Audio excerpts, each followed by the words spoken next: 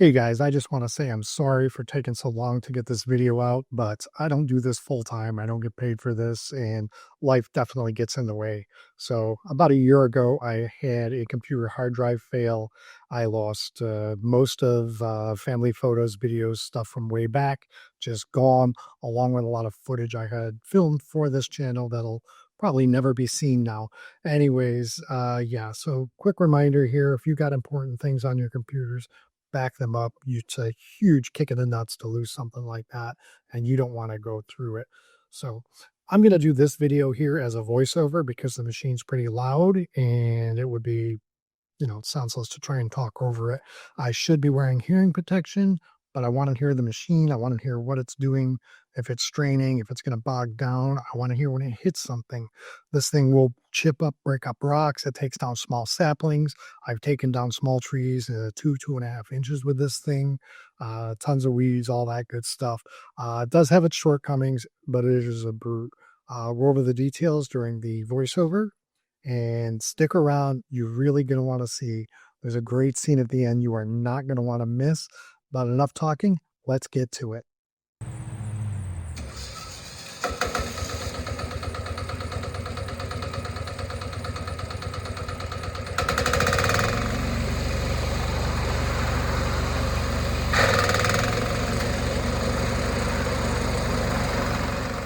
Okay, I'm going to lower the mower noise in the background here just so you can hear me a little bit better.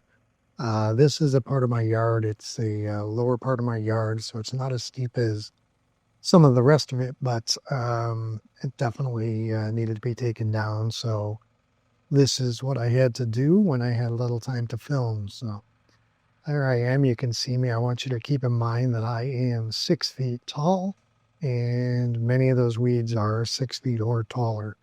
And you're not really going to see it in this video, but some of those sumac trees you see behind me to the left there were taken down with this mower a little bit later in the day.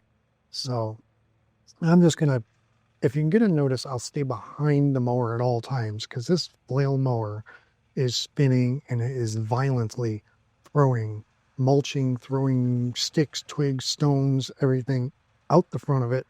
And it can get pretty dangerous. You got to be careful which direction you're pointing it. And, that's part of flail mowing. It has nothing to do with this machine or how good it is or not. But okay, you can see it coming back out here. And this is all I really do with this machine is I try and keep it on the on the less grade. I go back and forth across the hill. But there's a time when I am forced to go up and down the hill, and you're going to see that here shortly.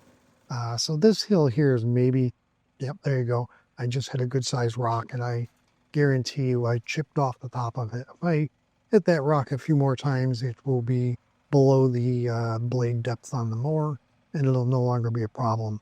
But basically, I'll find it. I'll get rid of it. If it's in the ground, I'll dig it out with the excavator, toss it aside. If it's just sitting on top, I'll just toss it in a ditch up by the tree line. But anyways, so right here, we're talking maybe, 20, 30 degrees slope on the hill. So that's pretty manageable going back and forth side to side.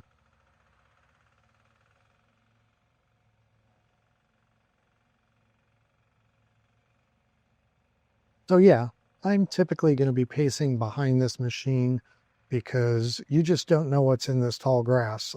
These areas of our lawn do not get mowed regularly, these steep hills, because one, it's a lot of work. It's generally dangerous. And two, we let it grow in for the bees and the birds and the natural wildflowers that grow through there and bloom at different parts of the year are absolutely awesome. So it's kind of a win-win. I get a better view and the animals are happy, and well, it's a triple win because it gives me a little bit less work to do on a constant basis. So I think as I finish up this pass, this is the last of the shallower passes, probably 20, 30 degrees, what I'm working on right now. And I'm going to go into a little bit of a different routine here. I think I'm going to back this down the hill, and I'm going to work my way into going straight up and down the hill. Now watch this. You're going to notice that this thing, it's going to want to freewheel backwards.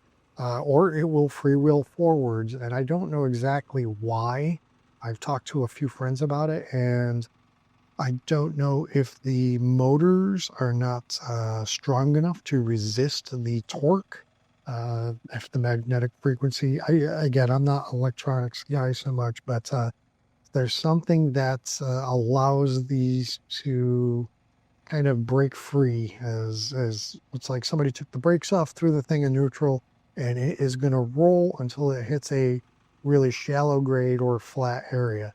And here's one of the scary parts is it will not take commands. No matter what I do with the remote control, it can be rolling backwards, and I can keep trying to push that thing forward repeatedly, steer it left to right to guide it while it's freewheeling, but it doesn't want to take a command at that point in time. And that gets a little scary and dangerous. So keeping in mind, I'm always thinking about which direction this machine is pointed, both forwards and backwards, especially on these steep hills.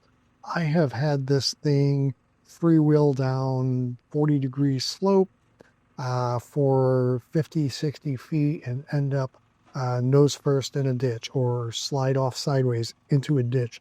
I've had to pull this thing out with my excavator or tractor a number of times. So I don't know if there's something I can do with this. If there's somebody watching this that's a little smarter than me, I'd be happy to listen to ideas. I don't know if a different remote control would be better. I don't know if it's getting enough signal, not enough signal, or if the electric motors that are being used to turn the tracks are just not strong enough to resist. I'm so used to the excavator, the skid steer, where I either have the controls turning the motors forwards or backwards, and when I stop motion, the tracks stop. This is not the case. If I'm on too steep of a hill, it just wants to roll. So what I've started doing is, you can see right here, I'm just letting it come down the hill, and it's going to come down at its own angle. It's going to hit something, and it's going to change direction, and that's out of my control. So all I can do is regroup and try it again. So what I'm doing is I've developed a system of, well, there's times when I go diagonally across the hill like this, and that helps an awful lot, because by going diagonal across the hill, I'm reducing the actual grade. It reduces the want of the machine to freewheel as much.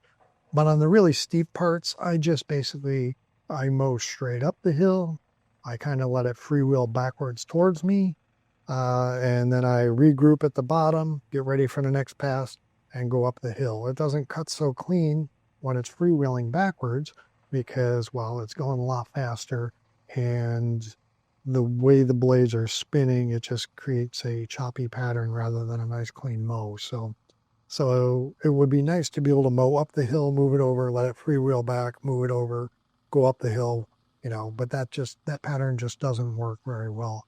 What I'm doing here is I'm going a little bit down the back side of this hill.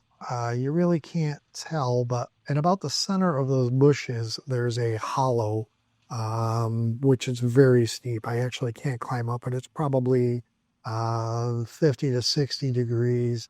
I'm probably going to get some fill dirt and try and smooth it so that I can grade it out so I can mow it a little easier. But I think I need to talk to the guy that did the septic on my home first, because we're kind of right near the corner of my septic field, and I don't want to put any fill dirt over an area I'm not supposed to. So I'll have to go back and look at the plans, or maybe talk to them and see if they can tell me if I'm in the right or not. But anyways, I'm hidden way back there. And again, I want you to remember that I'm 6 feet tall. So if you can't see me, those weeds are at least 6 feet tall. Where am I now? I'm coming around the backside. Am I going to come up over the hill? Or am I going to come down around the front here?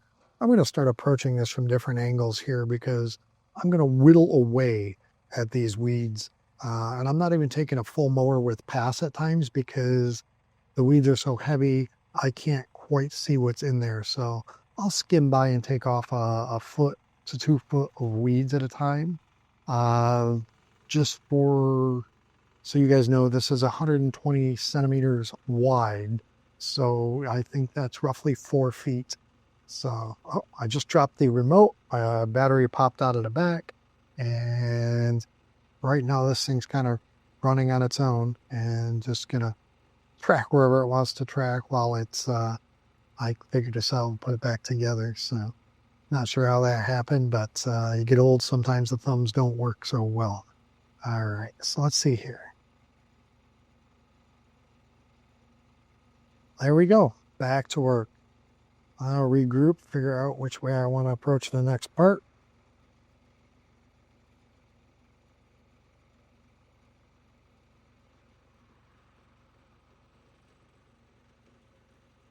And I know some of this is probably a little painful to watch, but I figured I'd let this whole thing play out in real time. Typically, I will speed things up when I get to the boring spots and, edit out the things that don't necessarily need to be seen. But this is about a 15-minute job. I could have went a little bit quicker. This mower does have a high speed and a low speed. I'm almost exclusively using it in the low speed because I'm almost always using it on grades, on hills. If it's flat, I mow it with a commercial walk behind or my tractor, one or the other. And if I put this in high speed, it has a tendency to freewheel even easier. So I don't use high speed on anything more than maybe like a 10 or 20 degree grade. That's just more manageable that way. If it's moving slower, I can react quicker, and that just makes life a whole lot easier. Okay, what you're seeing here is it got a little bit out of control. Has a little mind of its own.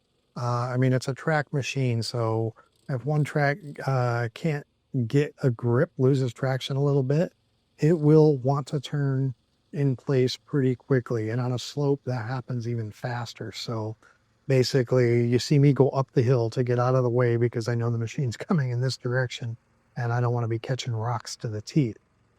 So yeah, but I mean, that's just part of it. I'm going to figure out how to approach this. I think I'm going to spin around and I'm going to just go at the bottom side of this bushes and see what happens. I don't have a good view from up top, so I missed some there. But at this point, I'm going to just start hacking away at it. Oh, you can see me throwing a lot of dirt right there. I caught a mound, pile of dirt, maybe an old tree root, something that was taken out last year, and I never went back and cleared entirely. So I'm just going to go back and forth, and each time I reveal a little bit more of the raw land, I can approach the next section a little better.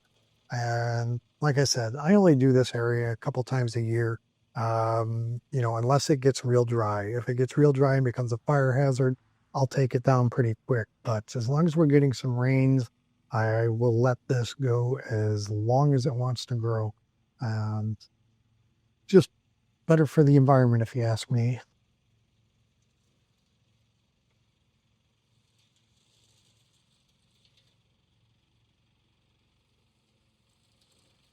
Okay, coming back into view again here.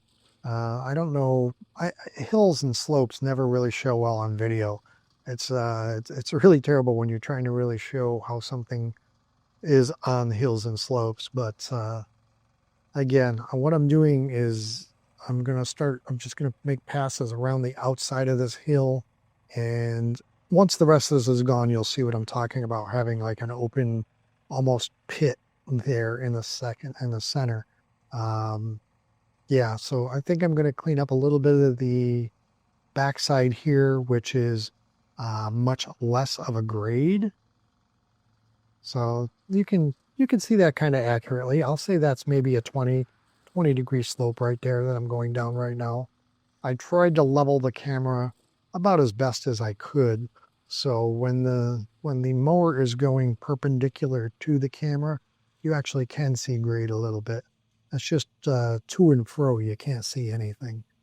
But we'll make a couple passes up the backside here, and then we'll come back and attack this center section the best that we can.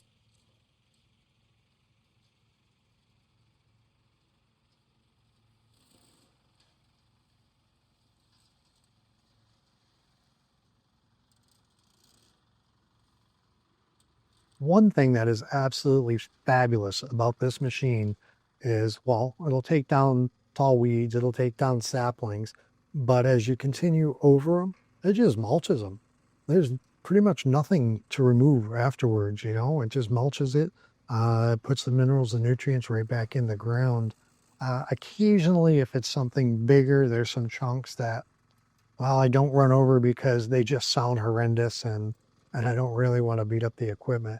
You can see right now that I'm starting to work on that. We'll call it a pit, where it's just like it's almost like a little, well, it's a pit. It's a hole where the backside of that is far too steep, or at least it makes too great of a transition from level to angle, where I can't get up it with the machine. So that's going to get left as it is, and I'll go back and kind of hand weed that or weed whack it. So yeah, that's kind of my explanation, or my follow along with the machine.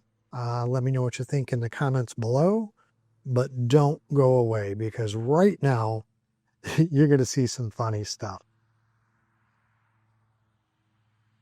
Okay, this is the lap surviving clip of my first day using the mower. This is all I had from the first video I tried to shoot for you guys. I don't know how this clip survived, but I am so grateful that it did.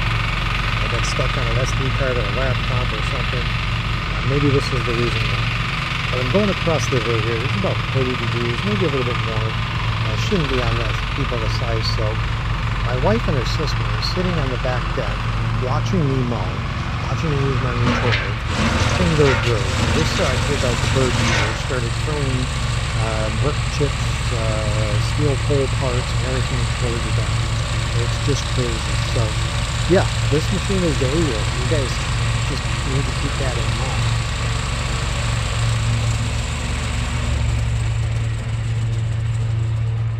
Let's see this one again. Now in slow motion. And again, this is only funny because it's later in time and nobody got it.